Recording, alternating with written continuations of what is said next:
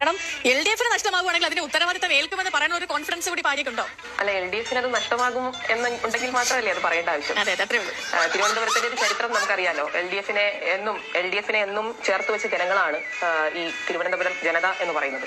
55 ഞാൻ ചുമതല ഏൽക്കുമ്പോൾ ഇടതുപക്ഷ ജനാധിപത്യ മുന്നണിയുടെ കക്ഷിനില അതിൽ നിന്ന് 56 വന്നത് ഒരു ചരിത്ര സംഭവം തന്നെയാണ്.